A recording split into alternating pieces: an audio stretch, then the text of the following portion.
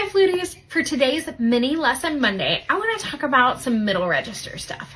So I don't know if you know this, but our middle register is actually one of the most difficult and most neglected registers in our flute playing. We tend to think because those are the first notes that we learn that those are the easiest and they're the best, right? So we don't have to work on them.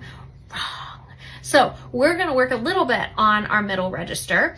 Personally, I like to take a page out of Trevor Wise' practice books for the flute, the tone book, which is book 1. And I like to focus in the middle register on our G, F sharp, F, and E, okay? Because those are actually some of our worst notes when it comes to tone quality and matching quality. So, a couple of things I want you to think about when you are practicing these notes. First and foremost, I want you to think about your airstream angle, right? We should be pretty much going straight across, right? We think of this like 45-degree angle for our middle low register, right?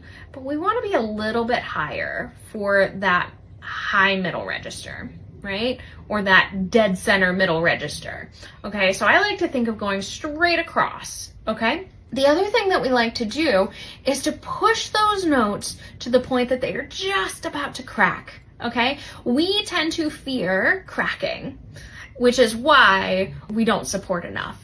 So don't fear cracking, right? Push that note to the point, even push it so far that it does crack, right?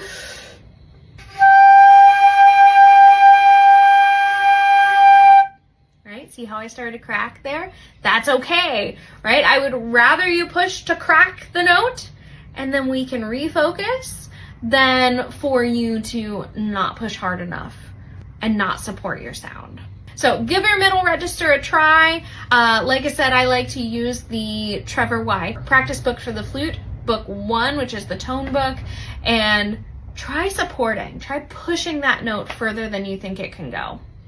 If you like this kind of content, be sure to give me a follow for more mini lesson Mondays, and I'll see you later.